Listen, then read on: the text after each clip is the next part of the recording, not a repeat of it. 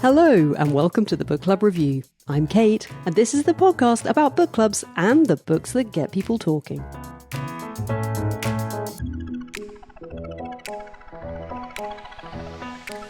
From lightning and dragons in Iron Flame to trembling mountains in A Court of Thorns and Roses. From Sally Rooney's Connell and Marianne to ICE Planet Barbarians, best-selling series about virile yet gentlemanly aliens, in case you were not BookTok aware. Sex in books has gone mainstream in a way that no longer makes Ginny Cooper seem radical, and even her work has had a resurgence of interest with a Netflix adaptation of steamy 80s drama Rivals.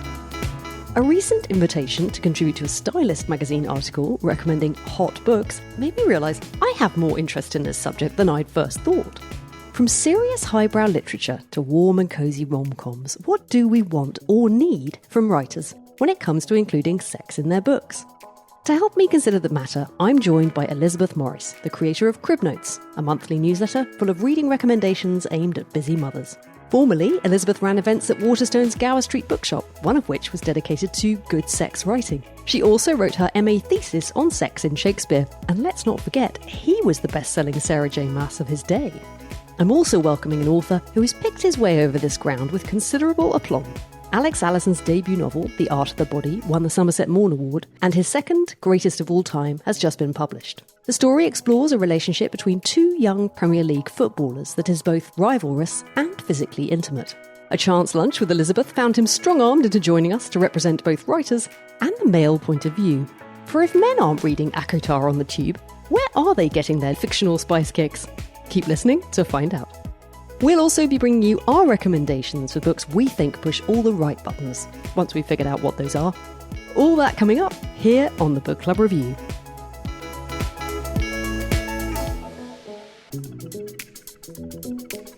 Elizabeth, Alex, it's great to have you both here. Thank you, Kate. It's a pleasure to be here. Elizabeth, we're supposed to be talking about sex writing, and yet we seem to be opening with football. Tell us why you thought Alex's book was a good fit. I love football, and there is not a lot of literary fiction about football, and there are also a couple of themes in it, masculinity and sexuality, that I always love reading about. And Alex does all of that incredibly well. But I think what made me feel obsessed with this book, and I think something that gives it a universal resonance, is how well Alex writes about intimacy and desire and sex.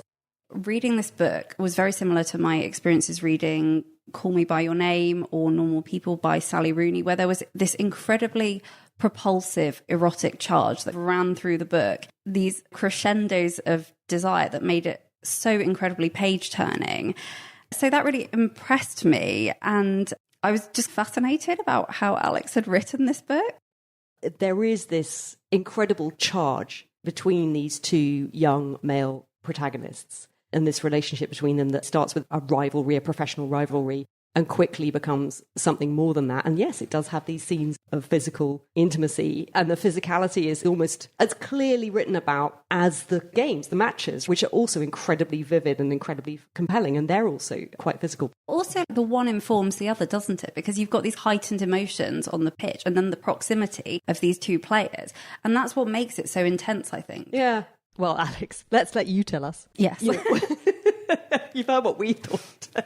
Tell us what you were intending and why it was important to you to have this really strong physical thread running through it. I would say that it's my main preoccupation as a writer, this notion of embodiment and corporeality. It's about bodies navigating their way through space, knowing how they respond to each other. And in this book, the narrative focus is somebody who has to really sequester their desire. And the way that's lived out in the way that he performs on the pitch has a real consistency there. In Greatest of All Time, Samson Kabarebe is on the verge of stardom. At just 19, he's poised to take the football world by storm. Joining a struggling Premier League team, he steps into the spotlight, taking over the position and squad number of a rising homegrown talent who is wrestling with his own dreams and desires. The audiobook of Greatest of All Time is read by Will Edgerton. Here's a clip. There was a buzz among the squad. The latest Football Manager video game rated Samson at 184 out of a possible 200 on their potential stat. I'd sought out videos of Samson on the internet, sharing them in the team chat. Collectively, we developed an impression of his skills. On our third day in camp, Samson flew to Doha, chaperoned by his agent. Pausing from our drills, we watched on as he approached the training pitch, greeted by Laura Colo.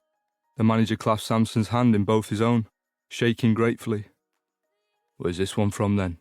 asked our kit man, handing me a water bottle.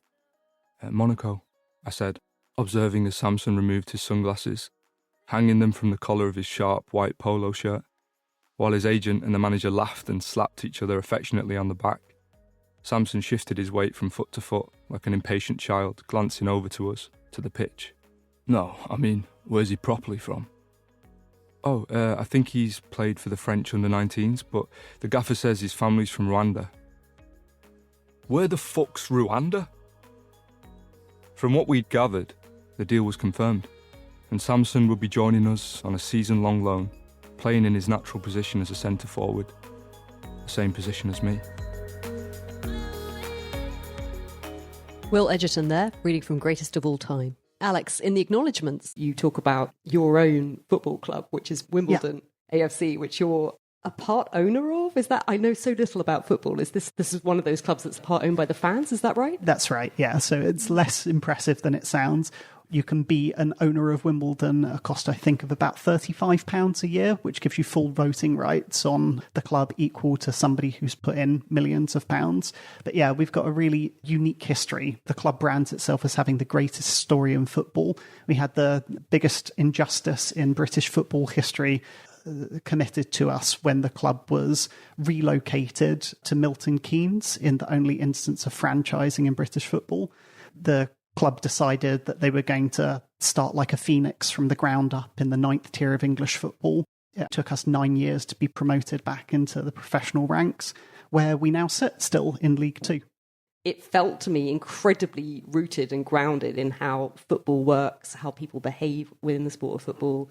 And of course, this relationship between these two protagonists, this is a homosexual relationship, and they're not able to be open about that. That's one of the very strong threads running through the book.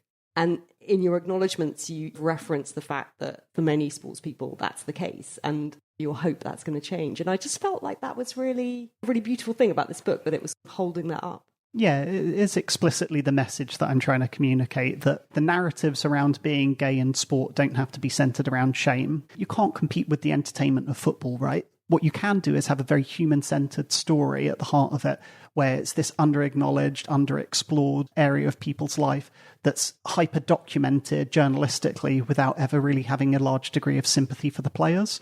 And there are parts of the book that explicitly allude to that, how unsympathetic we are as fans when a player's injured or out for a long time, how we really underestimate the naivety and youth of a player who's 19 years old relocating to a different country, to a language that he doesn't speak. It's this really unique work environment where you've got a mix of nationalities, ages, religions, and everybody is expected to rise to the same level and come together to form a cohesive unit. And it's a minor miracle that ever really happens. I think that type of environment is ripe for romance. But so you must have had to think quite carefully about how you were going to handle the physical intimacy that happens between these two men, which takes us to our larger question about sex writing in books. How do we feel about it? As I said in my intro, there's a lot of it about. And I think it's interesting, the current vogue for romantasy and these books where sex is very foregrounded. And the way that this is something now that people can be very open about. It's almost like a barrier has been broken where it's no longer embarrassing to be seen to be reading something steamy on the tube. In the UK, sales of romance fiction rose 110% between 2023 and 2024 and are now worth £53 million annually. Romance is a big thing now. And because it's making money, everyone is paying attention to it. What's changed? Is it about the writing? Is writing about sex suddenly a lot better? I think that romance was formerly, in quite a derogatory way, called chick lit. And it was the kind of book that you would find at the supermarket. I think now it's had a bit of a rebrand. And I think a lot of that is down to platforms like TikTok. the way that those books go viral. But also, I think so much of this is to do with the pandemic and the way that people were starved of touch and starved of contact with other people. And also because it was so awful all the time that people wanted to read romance. People wanted to read things with happy endings. I think people have always enjoyed romance, but I do think that the touch thing is key when we look at the way that sex is so central to romance now. I think that commissioning editors have more tools at their disposal for understanding what readers' appetites are and the parts of books that they're most drawn to because of Kindle and other e-reader related data. They can hone in on what there's an appetite for and pander to it as much as possible.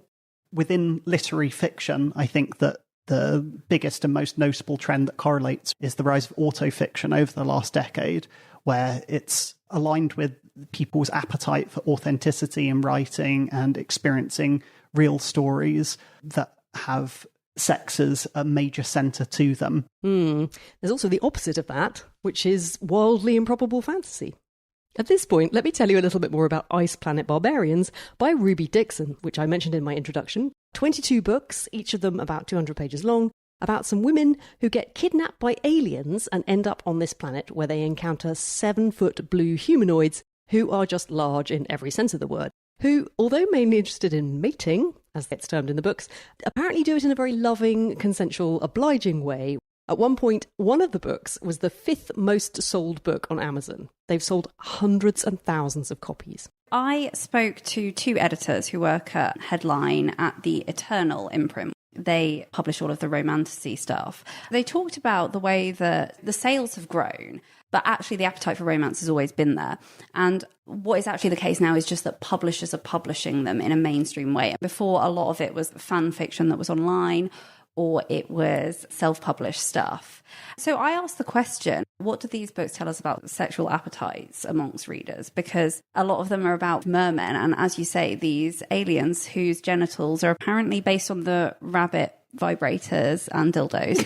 But why is that funny? Soraya emailed me and she said, I find it interesting that people are always so perplexed by these monster romances because actually they've always been with us.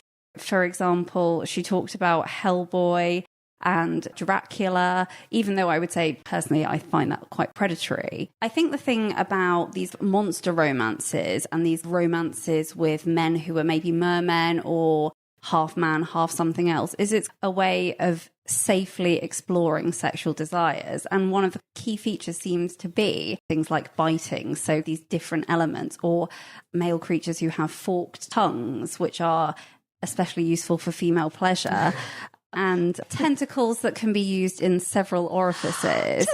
Also, that's one of the changes. The way that we now see sex, the way that female pleasure is foregrounded, is probably one of the reasons that there has been such a rise in this genre.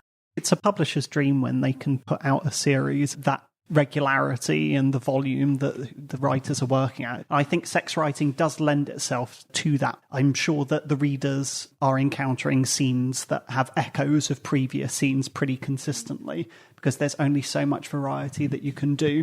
And one of the licenses that it was occurring to me that you get by going into the realm of monsters and myth is that it enables slightly more variety and imagination than any traditional sex scenes. When she sent this email to me, it really made me think of the book Mrs. Caliban by Rachel Ingals. It was reissued recently by Faber. It's about this housewife who is incredibly sad. So she has lost a baby. Her son died in infancy. And the book has this melancholic tone.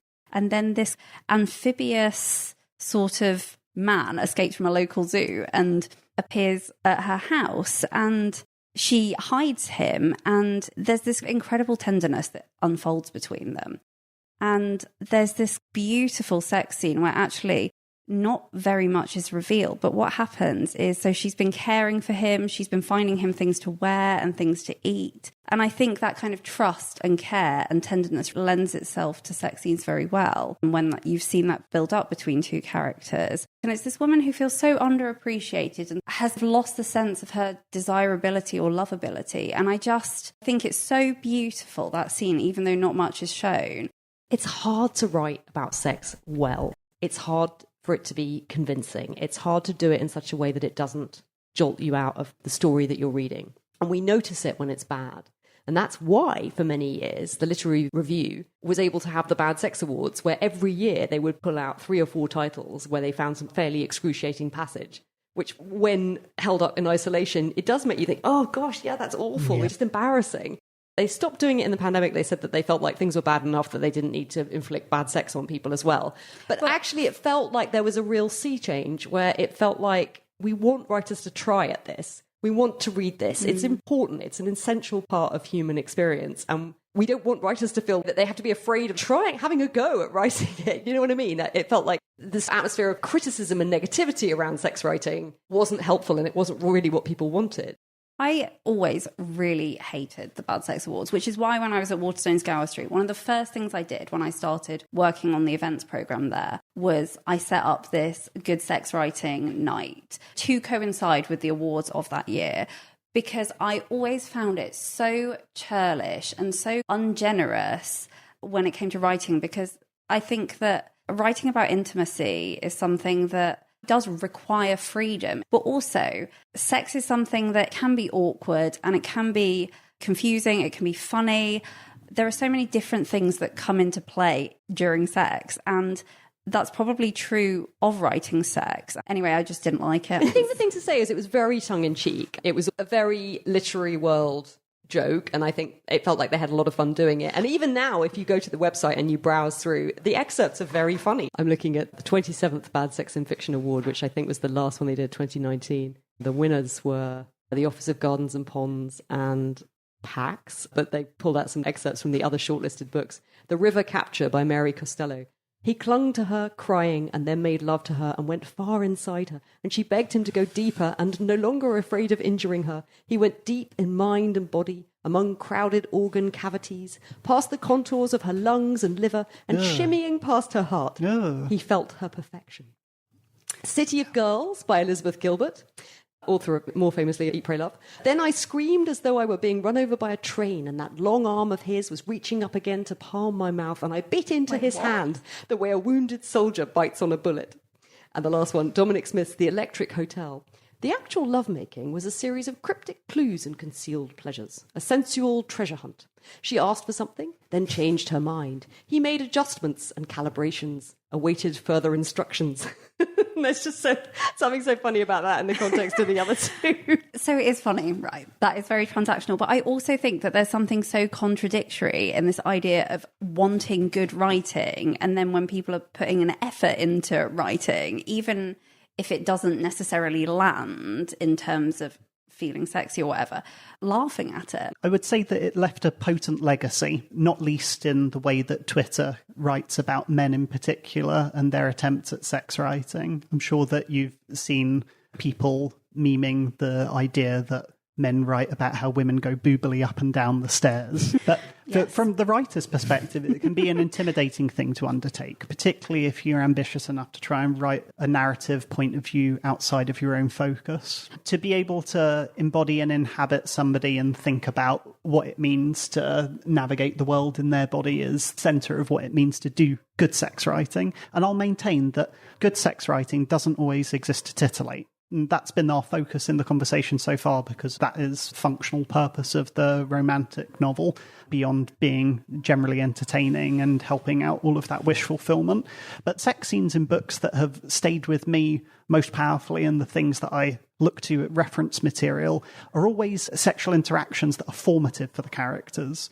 We think of the Ferrante trilogy, and Nino's father abusing Eleanor for the first time is the one that I think a lot of readers would be able to point to and say, that is a tremendously engaging and powerful scene of sexual awakening, whilst at the same time being horrifying, and it ticks all of the boxes for what good sex writing should do, in my opinion. Or all of the desire that's present in Chris Kraus's I Love Dick, despite the fact that it's epistolary and all told on reflection and heavily embellished with the reflective accounts of it. To me, those tick the boxes without necessarily veering into the territory of needing to meet any neat categories about what sex writing that an award like that is trying to effectively measure. And I think they were always quite clear to clarify that it exists to flag up bad passages about sex in otherwise excellent novels. That was the sort of funny aspect to it, was that they weren't saying the books were bad. Yeah, they were just saying, oh, what a shame it had this terrible piece of paper. That's not what gets the headline, though. But you are absolutely right to bring us on to, I think, what's the more interesting thing about sex writing in books. It feels to me, as a reader, it's something where it can and should form a very important part of the story, because it's such a fundamental thing that happens to all of us. And the books that I thought of when the subject came up, and the ones when I was asked to contribute to the article, I immediately sent this poor journalist who'd asked me my opinion, like a list of about 10 things, ranging from, as I said at the beginning, the quite cosy, bland. In the end, I think she went with my one, Beth O'Leary. You said she went with the safe option, and you were slightly disappointed. Well, it's because I knew she was asking lots of other people, and I suspected that mine would be one voice in the mix. And sure enough, it's great. As a beautifully crafted romantic comedy with very tender, delicately written, believable sex woven into it, which you really yearn for both of these characters, and when it comes, you're just happy for both of them. It's really lovely. That was the reason I thought that was a nice example to flag up. But then you've got all kinds of things, like just thinking about Miranda July, which most people are probably aware of, even if they hadn't read it yet, but All Fours, her recent autobiographical novel. And it's so interesting, Alex, you flagging up earlier this... I love that book. Yeah, this trend as autofiction crept into everything, hasn't it? To fiction, history, to everything now. It almost contains a bit. And I love that, because I just want to read human stories written by humans about human things. So all of that to me is a great joy. But yeah, Miranda July, let's take a little detour to that motel room of hers and the things that went on there. In All Fours, the female narrator heads off from her home in California on a trip to New York. She's planning to drive there and enjoy the journey, but ends up only making it as far as a suburb of her hometown, where she installs herself in a motel room, pays an interior designer $20,000 to decorate it, and then explores what she can do with all the freedom she has gained while her family and friends think she's on the road. The audiobook of All Fours is published by Canongate and read by Miranda July herself. Here's a clip in which the narrator is warned by a neighbour who works for the FBI that he has witnessed a stranger photographing her house. My friends are always obliging me with ephemera like this. Screenshots of sexts, emails to their mothers, because I'm forever wanting to know what it feels like to be other people. What were we all doing? What the hell was going on here on Earth? Of course, none of these artifacts really amounted to anything. It was like trying to grab smoke by its handle. What handle? I put the neighbor's note on my desk. I was busy too, but I always have time to worry. In fact, I think I had already been worrying about someone using a telephoto lens to take pictures through our windows when the note arrived. Worrying is the wrong word, more like hoping.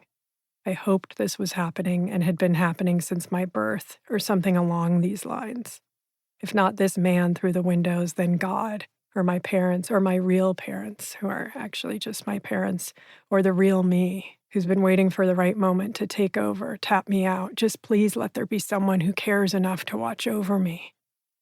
It took me 2 days to call Brian, the neighbor, because I was busy savoring my position. Like when a crush finally texts back and you want to enjoy having the ball in your court for a while. It feels funny to call someone who lives right next door, I said. I could have just opened the window. I'm not at home right now. Okay. He said the man had parked around the corner and that he had not photographed any other homes. He may have just been admiring your house, Brian suggested. I didn't like that. It's a nice house, but come on. I didn't spend the last 2 days not calling because our house is nice. I'm a bit of a public figure, I said, going a little heavy on the false modesty. False modesty is one of those things that's hard to go easy on, like squirting whipped cream from a can.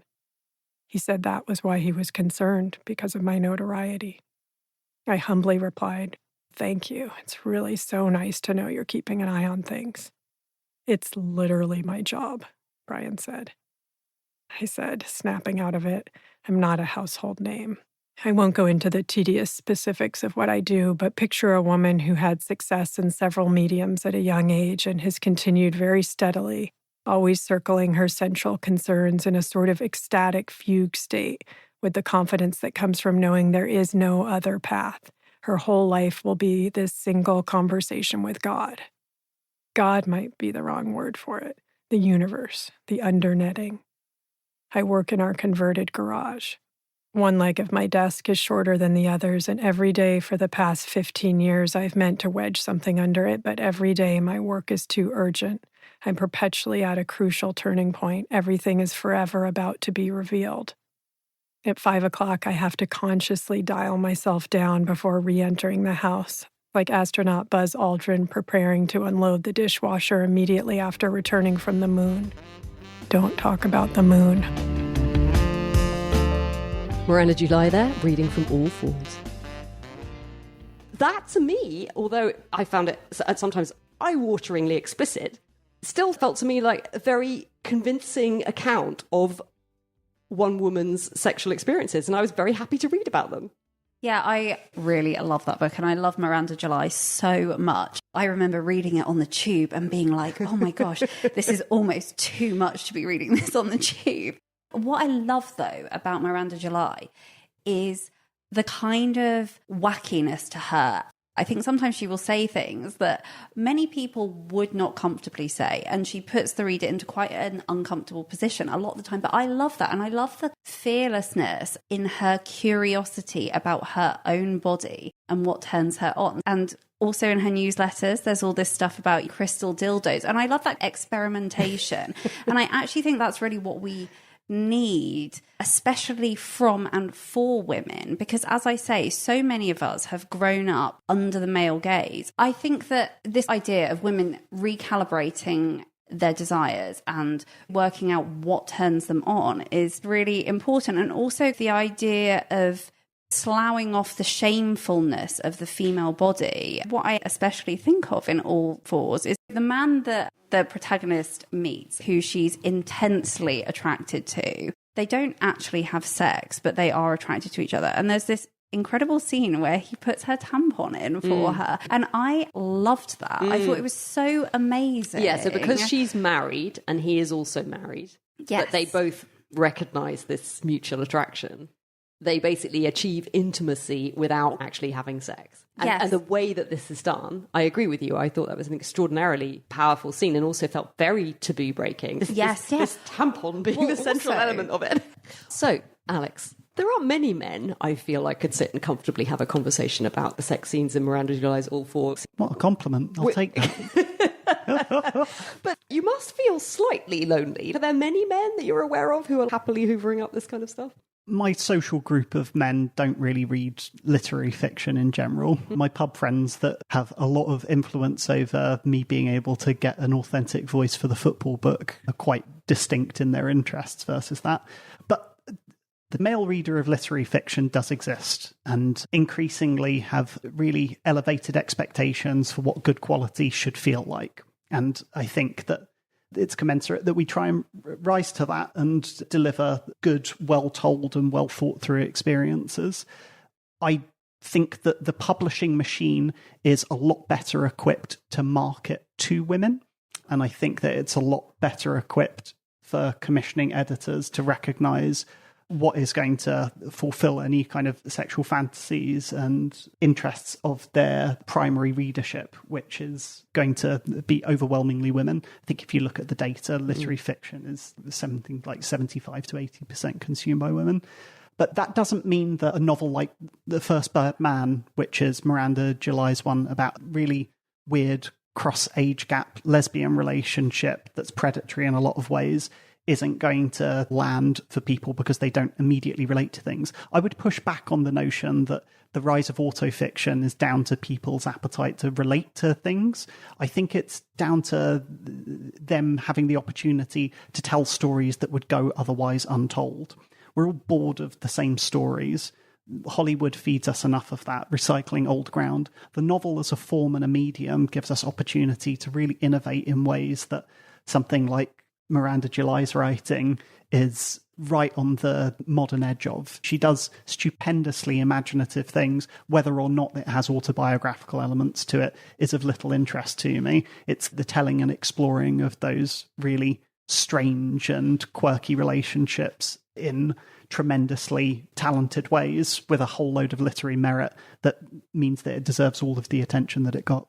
Yes, I mean, it's an interesting one. though, because then once you've read it and you're interested in Miranda July and you look her up, the first thing you find out is that actually so much of it does seem to very closely parallel her own life and her own experiences. And then you're all the more interested. And then you go to Instagram and before you know it, you're pole dancing the leotard. Are you in the group chat, though? There is a group chat on Substack. If you want to join in. What, the Miranda July group chat? I'm not. It's the place to be. I was interested to talk about, because my mind often goes to quite dark places.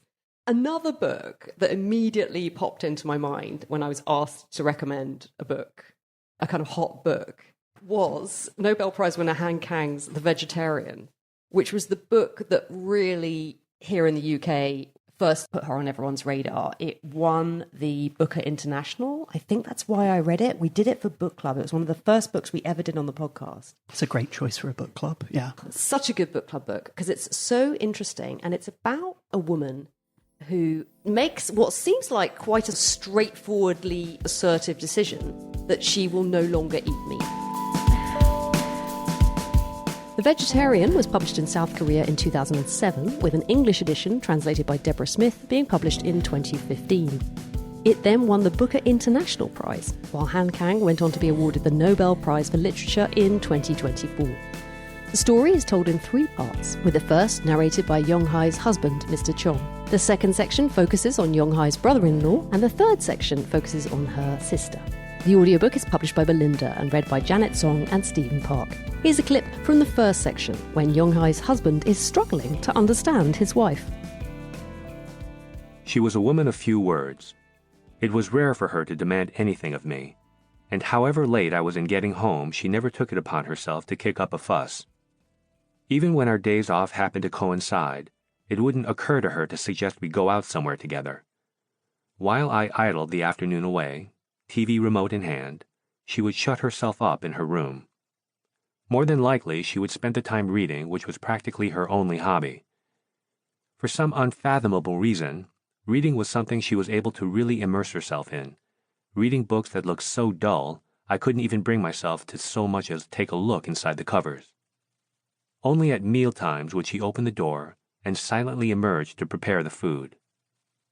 To be sure, that kind of wife and that kind of lifestyle did mean that I was unlikely to find my days particularly stimulating. On the other hand, if I'd had one of those wives whose phones rang on and off all day long with calls from friends or co-workers, or whose nagging periodically leads to screaming rows with their husbands, I would have been grateful when she finally wore herself out. The only respect in which my wife was at all unusual was that she didn't like wearing a bra. When I was a young man barely out of adolescence, and my wife and I were dating, I happened to put my hand on her back only to find that I couldn't feel a bra strap under her sweater. And when I realized what this meant, I became quite aroused. In order to judge whether she might possibly have been trying to tell me something, I spent a minute or two looking at her through new eyes, studying her attitude. The outcome of my studies was that she wasn't, in fact, trying to send any kind of signal. So if not, was it laziness or just a sheer lack of concern? I couldn't get my head around it. It wasn't as though she had shapely breasts which might suit the no-bra look. I would have preferred her to go around wearing one that was thickly padded, so that I could save face in front of my acquaintances. Even in the summer, when I managed to persuade her to wear one for a while, she'd have it unhooked barely a minute after leaving the house. The undone hook would be clearly visible under her thin, light-colored tops, but she wasn't remotely concerned. I tried reproaching her, lecturing her to layer up with a vest instead of a bra in that sultry heat. She tried to justify herself by saying that she couldn't stand wearing a bra because of the way it squeezed her breasts, and that I'd never worn one myself, so I couldn't understand how constricting it felt. Nevertheless, considering I knew for a fact that there were plenty of other women who, unlike her, didn't have anything particularly against bras, I began to have doubts about this hypersensitivity of hers. In all other respects, the course of our married life ran smoothly. We were approaching the 5-year mark, and since we were never madly in love to begin with, we were able to avoid falling into that stage of weariness and boredom that can otherwise turn married life into a trial.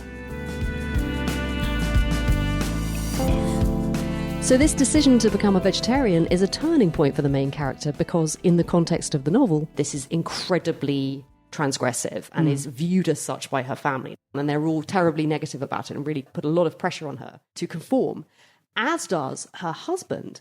And so sex in this book, in the first way that we encounter it, is incredibly troubling because her husband basically asserts his conjugal rights with her and effectively rapes her. And it's deeply shocking when you read that's what's happening. And yet she's somehow blank. It's like she doesn't really respond in any way. There's a neutrality to her response. You just don't quite know. On the one hand, she's this bid to assert herself and what she wants and desires. And on the other hand, she's in this restrictive situation. And then the second part of the book is about the brother-in-law who becomes completely erotically fixated on the fact that she has this birthmark on her skin, which he sees. And once he's seen it, he can't get it out of his mind. And this then spirals into this sort of art performance where he ends up painting her body with these floral designs and becomes so erotically aroused by this that he needs to possess her sexually. And first of all, he wants to witness her being possessed by someone else. And so he tries to hire this artist actor he can film them. The artist actor is like, what? Hang on a minute. Like, what? He's the voice of reason. He's, what is going on here? I'm not taking part in this. And then things then move on between the brother-in-law and our main character, where in the end, it's consensual, but it feels very borderline. It's consensual in that she also desires this, but at the same time, there's something coercive about it, which is really troubling. But the scene where this takes place, I think, is one of the most powerful and erotic things I think I've ever read. I was so struck by it when I read it. And I think it's because it's tapping into so much. The addition of the sexual element, it just heightens everything about it. And then it goes to this third section, which is very strange and very sad, where she effectively wants to become organic. She wants to turn into a tree, and it then becomes slightly opaque as to what's actually happening. It's such a powerful book, but it seems to me that sex is such an important component of it. It's written about so beautifully and in such a way that feels so true to the text and the things that happen between the characters in the text and the emotional dynamics of everything, that it doesn't in any way jar or jolt you out of it or feel like it's something weird to be reading about. It just feels so right to me. And I feel like that's an example to me of where the writing about sex is so much a part of why the book is good. I think you've articulated it brilliantly. And there's so much of that book where one thing leads into the next with such grace and elegance, and all of it is very embodied. And it's no coincidence that the instigating event for that has to do with the denial of flesh explicitly. That's what vegetarianism is. Then there's a defilement that's completely analog to that. It's a beautifully crafted thing, and it's a real great selection for any book club. This year, I would say the odds-on favourite that I've read for the same prize is Hunchback by Sao Ichikawa. I have heard about this, yeah, but tell the listeners because they may not know. So this is a novel about a severely disabled woman who is very affluent and lives with a lot of privilege in a care home, but fills her time by writing erotic fiction on commission for people. The audiobook is read by Yoruri Naka. Here's a clip. Grasping the wet handrail, I lowered myself down onto the shower chair. The only thing I had on was a disposable mask. Even when it was Suzaki bathing me, it would always strike me how perfect it was to wear a mask while in the nude. Tanaka, dressed in a blue polo shirt and shorts, picked up the shower head and began to wash me, starting from my feet. The bowl in which my feet rested began gradually filling up with warm water. It let the shower run to heat up the water before I came into the bathroom. It was true. He was a diligent worker. From my legs, he moved up to my stomach, torso, shoulders, then moved round behind me, washing my back. With no corset on, I propped myself up, clinging to the frame of the chair with arms straight as rods, keeping dead still. Setting the showerhead down, Tanaka lathered the soap with the washcloth, then supported my shoulders. The arms he scrubbed with the cloth were poles, just been encased in skin. My chest, which the corset had prevented from developing, was like a vacant plot of land. A pair of brown nipples perched atop a set of protruding ribs. The reason that Mikio didn't like big-breasted women was that his mother had very large, pert breasts. My mother had been the same. My rib cage, which found itself thrust into the limelight after the leading actress had dropped out of the role, jutted out from my body with so much enthusiasm that it hung there like a sheer cliff face, with no landing in sight below. With my upper body floating in midair, the left side of my pelvis dug into my hollowed-out flank. My upper back, my left leg, my right leg, the soles of my feet, the cracks between my toes. When he'd finished lathering every inch of my body in soap, Tanaka picked up the shower head again and began to rinse it away.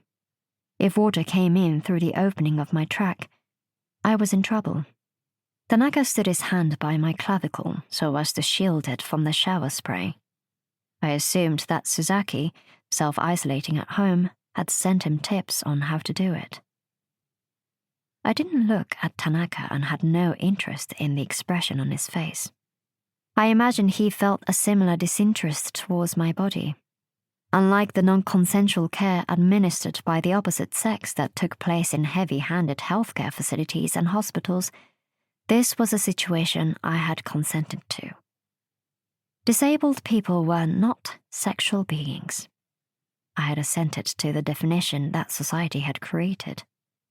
To do so, I had fed myself a convenient lie. Fortunately, the times dictated I had to wear a mask, which prevented the lie from revealing itself. I stood up so that he could finish rinsing me off. Now, at 165 centimeters in height, I found myself looking down at him. Jun Tanaka, 34 years of age, 155 centimeters in height. I recalled reading these figures on his CV 6 months previously, and the lower lid of one of my eyes twitched. There was no need for me to remember such details, no need for me to remember his first name. His task impelled him to look up at me, and our eyes met, but neither of us dropped our blank expressions. He passed me the shower head, and while he was turned away, I washed my private parts in the usual order.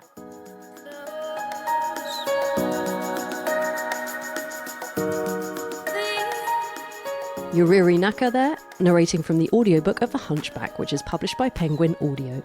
It's quite wonderful. And then one of the major events in the book, without giving away too many spoilers, she has a voluntary sexual interaction with a person who is meant to be a carer for her. And the way that it manifests and she expresses her desire is sublimely written, but absolutely horrifying with how it's expressed. It's another really short read. I think it's just over 100 pages long and you can get through it in one sitting, but it will stay with you for a long time. Interesting. I think what you're both talking about is something a bit more layered, but I have to say I do think that there is quite an art in writing a bad sex scene, as in writing bad sex. I'm reading The Wolf Border by Sarah Hall, and Sarah Hall is a writer who writes sex incredibly well, and it's very... The way she writes about sex feels very primal, and she really taps into the carnality that is in all of us, and there's a lot about wolves, so it all makes sense. But there is this very bad drunken sex scene. It's just so clunky and clumsy, and it doesn't work. Yeah, this feels more like back to literary review territory now, bad sex in otherwise brilliant novels. So when you were talking about The Vegetarian, you're talking about where sex writing feels like it's a natural part of the book, where it feels congruous with the writer's style and the subject matter. So it just flows. It tessellates nicely. I think that one writer we want to talk about is Curtis Sittenfeld, who is an incredible writer with many fans. And I think that she lays bare all of these resentments, these motivations, all of these deep-seated things in human behaviour with a really analytical eye. And yet, when she writes sex, it's so embarrassing. Like, it feels so jarring. The obvious novel of hers to cite is Rodham. The problem with Rodham was, I think, not necessarily that the writing about sex was bad, but that it was just vividly Hillary and Bill. And I read a piece where she was talking about how that was really important to her and how it was really important as a feminist to reclaim Hillary's sexuality and to allow that for her. And it was like, yeah, fine. But It was just so excruciating. Listeners, we did a podcast episode on Rodham, and you can go back to Laura and Phil and I basically falling about over the sex scenes. But that was why that felt really awkward. It felt like walking into your parents. It was a very uncomfortable experience. Oh, God. So for a while with Curtis Sissenfeld's sex writing, I actually wondered if it was deliberately bad or she was deliberately making it feel awkward because it was Hillary and Bill, but also because in her book American Wife, which is based on George Bush and Laura Bush.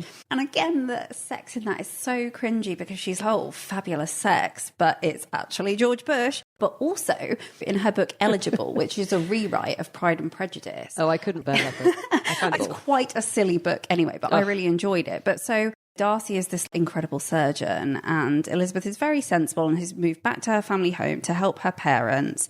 Darcy and Elizabeth loathe each other, but they're always going running in the morning, not together. They keep running into each other. And then one day they are both really sweaty from running. And then they go back to one of their houses and have hate sex. It frustrated me so much. This idea of hate sex seems so unsubtle to me. When you read actual Jane Austen, there's so much in someone taking off a glove or something like that. There's so much loaded into these tiny, subtle things. It just felt so crude. It frustrates me about Curtis Sissenfeld's writing.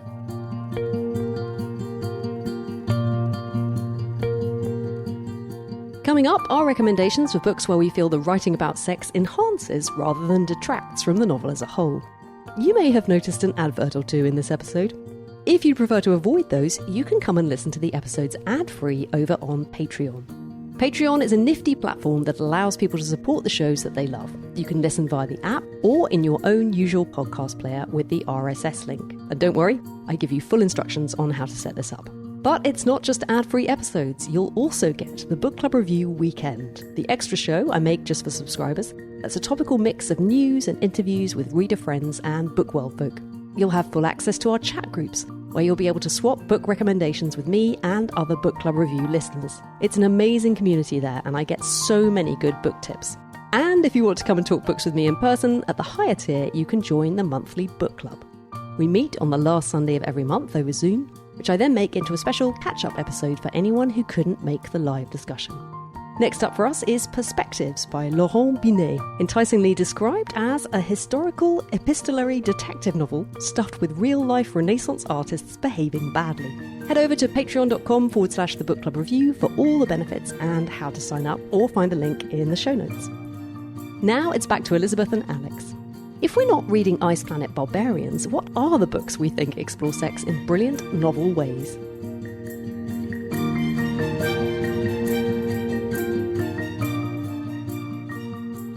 I'll lead off with Fiona Mosley, who's better known for Elmet, wrote a wonderful novel about sex work called Hot Stew, set in Soho, highly recommended, about the politics of sex work. There's a novel by Alyssa Nutting called Tampa, which is an inversion of Lolita.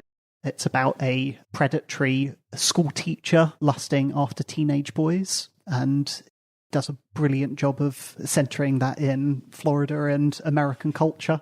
And then I'll throw in somebody who I've had the privilege of sharing this publication cycle with. That's Curtis Garner and his novel Isaac, which is a wonderful teenage story about exploring gay sex apps and having bad and toxic relationships and still having salvation and hope on the other side of it. Ooh, these are all new to me, except for Fiona Mosley, who I had read. I enjoyed Elmet. How about you, Elizabeth? I felt that I absolutely had to talk about Sally Rooney because I really think that there aren't many people who write sex as well as she does. I think that Sally Rooney in general is so good at writing about relationships and intimacy and the different things that colour them, the past experiences that people have had and the ways they have been hurt, all the different things that people bring into a relationship. I was really trying to work out how her sex writing works, what makes it so good. I think the thing is, there's nothing over-embellished. She isn't trying to write really florid, over-saturated with metaphor descriptions of sex. The simplicity of the language is incredibly elegant, and it also feels very true to how people think, especially with her most recent novel, Intermezzo, which is the stream of conscious style. about two brothers, Peter and Ivan, and their relationship with each other, but also their relationships with other women. In Intermezzo, we meet brothers Peter and Ivan coming to terms with the death of their father. Ivan meets Margaret, an older woman dealing with her own turbulent past, while Peter is struggling to manage his relationships with his first love, Sylvia, and Naomi, a college student. The audiobook is read by Aina Hardwick. Here's a clip. Peter lies back in the bed now, looking up at the ceiling. "You don't mind, do you?" he adds. "I have to head on somewhere else in a bit." From outside his line of sight, Naomi's mouth answers, "That's cool." A pause. He toys with the inseam of her sweatpants. She lies down beside him, warm, her breath warm, the scent of coffee and something else. Her breasts warm under the little cashmere top, which he bought for her, or the same one, in another colour. Paris grey. Letting him touch with his fingertips her damp underarm. Chalky scent of deodorant only masking the lower savoury smell of perspiration. Hardly ever shaves anywhere except her legs, below the knee. He told her once that back in his day, the girls in college used to get bikini waxes. That made her laugh. She asked if he was trying to make her feel bad or what. "Not at all," he said. "Just an interesting development in the sexual culture. She's always laughing." Those Celtic Tiger years must have been wild. Anyway, you like it. And it's true, he does.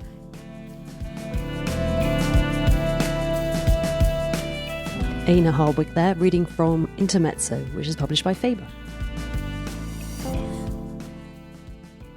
The relationship I particularly love in that book is between Ivan, who is a competitive chess player, and he's quite socially awkward and a bit of a loner. And he meets this woman called Margaret at a chess tournament, and she's described in the book blurb as an older woman. And when I was reading the book, I was reading it on my 36th birthday, and it turned out that she was 36. And I was like, what? Anyway, so there's this huge age gap between them. But the thing is, when they meet, there's clearly a chemistry and an attraction. And so when they go back to the place where he's staying and he asks her to come inside, both of them recognize that the situation feels embarrassing and it feels awkward. It's very funny and sweet. But the thing is, it's also so erotic because Sally Rooney breaks it down so beautifully into exactly how they're feeling. And it's almost, I feel like with a lot of writers, when sex is happening and everyone's tearing off each other's clothes, it's almost like the writing speeds up. But with Sally Rooney, it's almost like it slows down. And so you have these beautiful sentences. I think it really encapsulates why this is so good, with the overlap of massive attraction, but also awkwardness. I really think that you can't go wrong with Sally Rooney when it comes to sex writing. You talking about Sally Rooney, who I think there's such a beautiful intimacy to the way she writes. I agree. She's peerless, isn't she? She writes about sex so beautifully. But that made me think of another writer who I think also writes A, wonderfully, but B, wonderfully about sex. And that's Layla Slimani. Oh, yeah.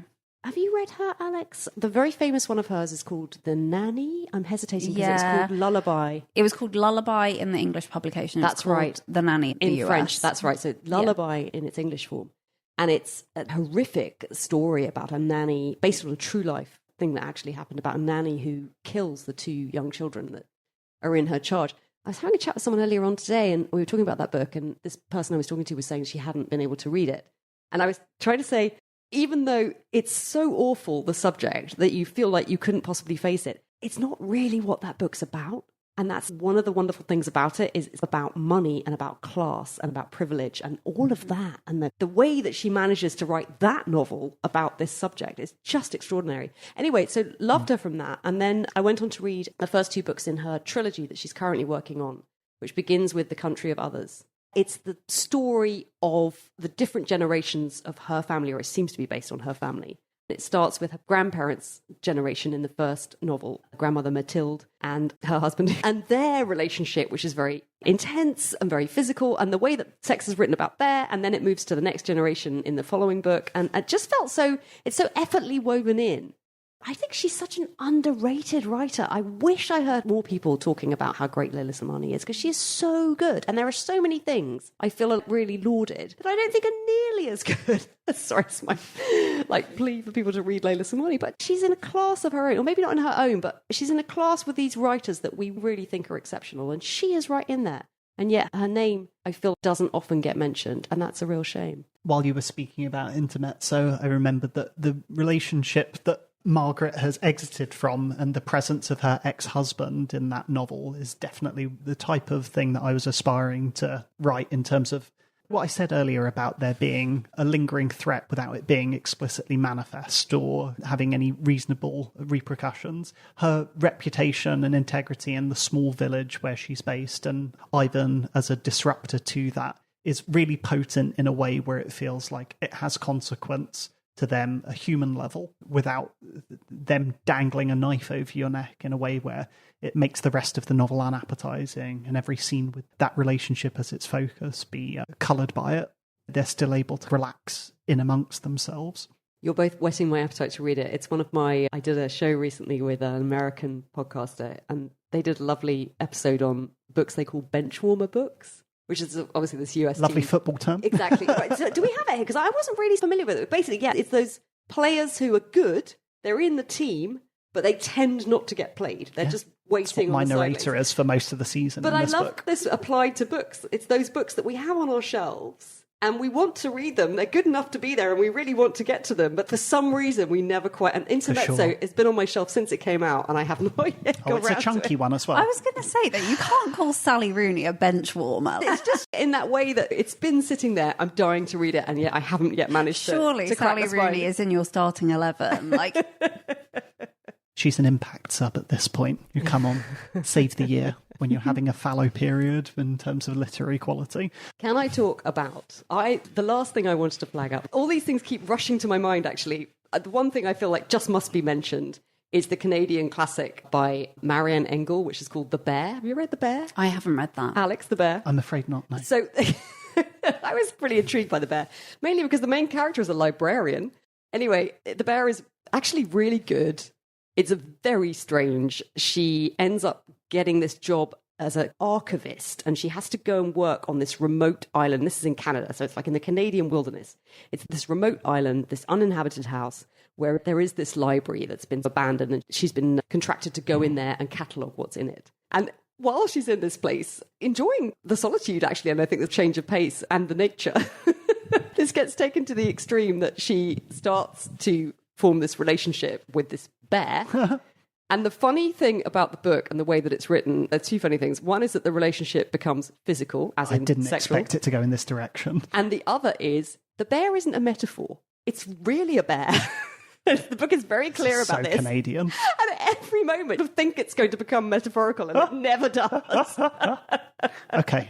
And I recommend The Bear. I actually think it would be a really interesting book club pick. But the one I wanted to talk about, actually, interestingly, going back to what you were saying, Elizabeth, about like good writing about bad sex, is The Snowball by Bridget Brophy. So this is a vintage. The original, 1964? 1964? Yeah.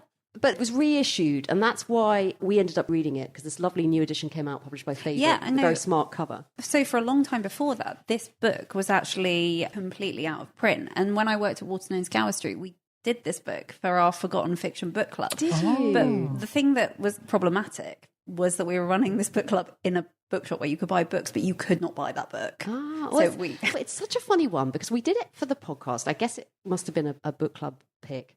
And I actually didn't like it that much when I read it. Most of it takes place at this party in a country house, and it's a masquerade. And the whole thing references Mozart's opera, Don Giovanni, which I just don't really know that much about opera.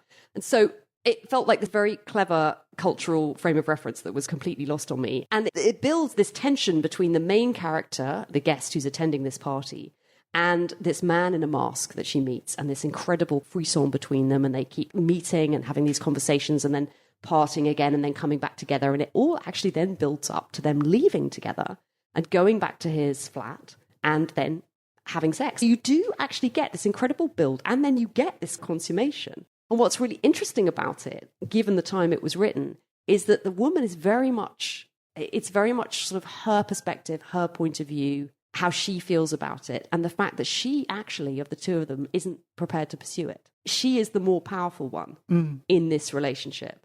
And then I read it again because we were talking about festive books, and it takes place over New Year, and the snow falls, and it's all very atmospheric. So I read it the second time. And actually, the second time I really liked it. And then I remembered it again. I picked it up again.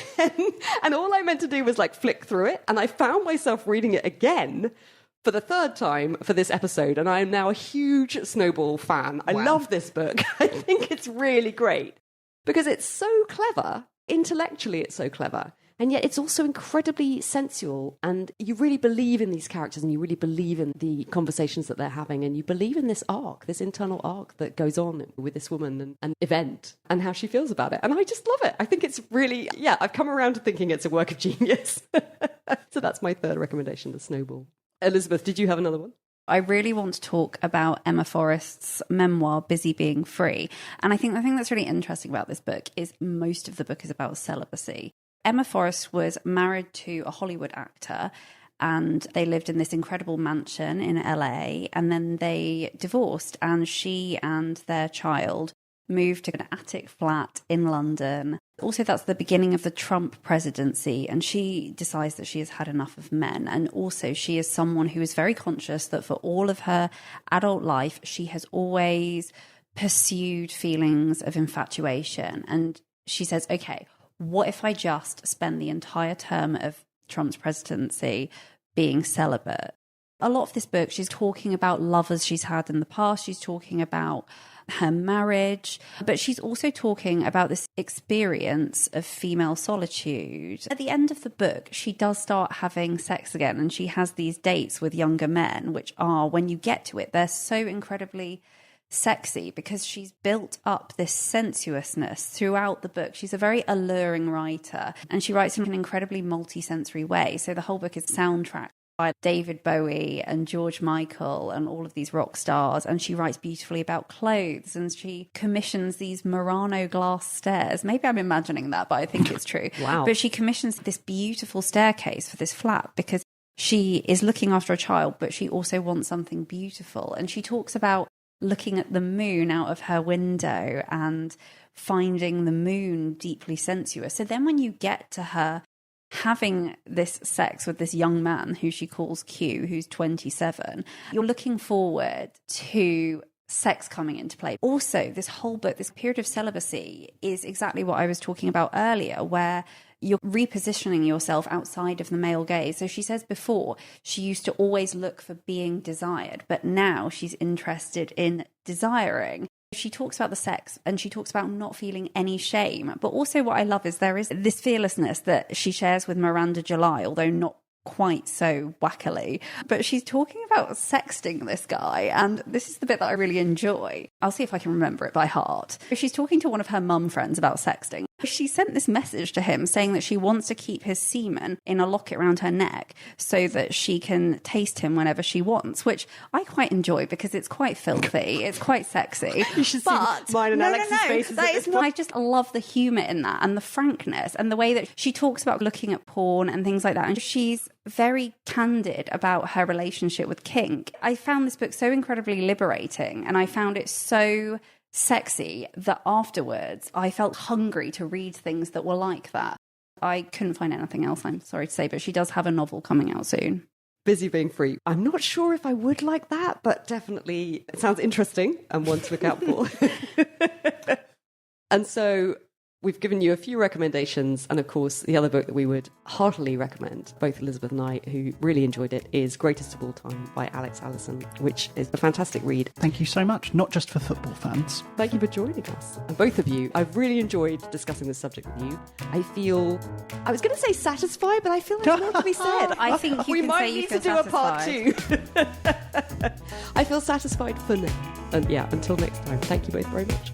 Thank you. Pleasure. That's nearly it for this episode. You'll find all the books mentioned in the show notes. This episode of the Book Club Review was made by me, Kate Slothover.